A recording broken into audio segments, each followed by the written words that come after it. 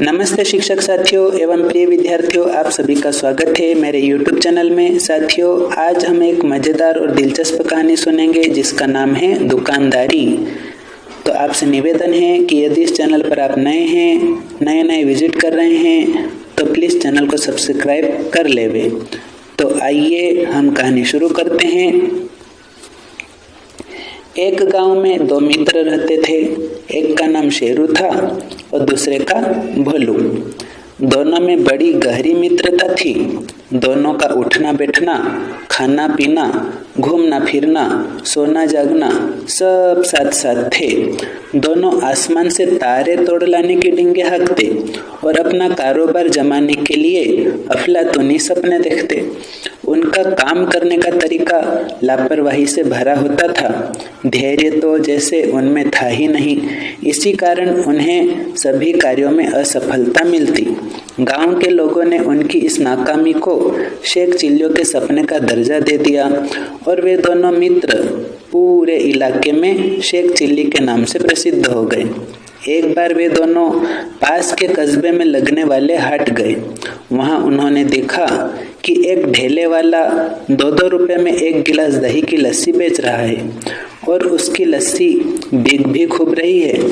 लस्सी की अच्छी बिक्री देख दोनों के दिमाग में योजना सूझी कि क्यों न गांव चलकर लस्सी की दुकान खोली जाए। दोनों ने गांव पहुंचकर दही एवं जरूरी सामान जुटाया और अगले दिन गांव के एक नुक्कड़ पर दही की कुंडी, पानी का मटका, गिलास और दही बिलोने वाली मथानी लेकर बैठ गए। बारी बारी से दोनों आवाज लगाते। 2-2 रुपए में ठंडी मीठी लस्सी, असली दही की ताजी लस्सी। गांव वाले आते, दोनों की दुकान देखते और थोड़ी देर रुककर आपस में बतियाते हुए निकल जाते। देखते देखते जब दूसरा पहर बीतने को हुआ तब बमुश्किल एक ग्राहक आया। उसने मीठी लस्सी पी। दोनों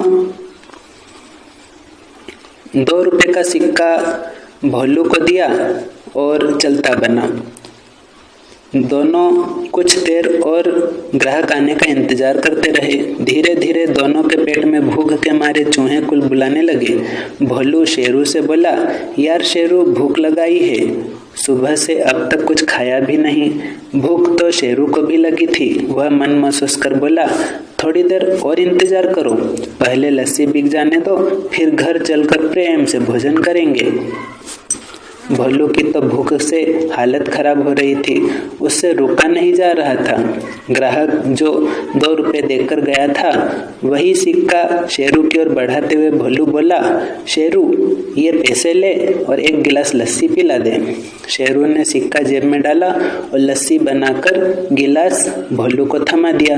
भोलू ने लस्सी पेट में जाने के बाद चैन की सांस ली। भूख तो शेरू को भी लगी थी। उसकी जीभ लस्सी पीने को ललचा रही थी। लिहाजा शेरू ने भी वही सिक्का भोलू की ओर बढ़ाते हुए कहा, ला यार, एक गिलास लस्सी मुझे भी पिला दे। भोलू ने सिक्का जेब में डाला और लस्सी बनाकर गिलास शेरू को थमा दिया। जब तक दही खत्म नहीं हो गया दोनों बारी बारी से एक दूसरे को सिक्का लेकर लस्सी का गिलास देते रहे। शाम होने से पहले ही लस्सी की अच्छी बिक्री पर दोनों बेहद खुश हुए और दुकान बढ़ाकर घर चल दिए। घर पहुंचकर शेरू ने कहा, ला भोलू, पैसे दे, हिसाब करके पैसे बांट लें, कल फिर दुकान लगाएंगे। भोलू ने 2 का सिक्का जेब से निकालकर शेरू को पकड़ाते हुए कहा, अब तू पैसे निकाल, बिक्री के आधे पैसे तो तेरे पास थे।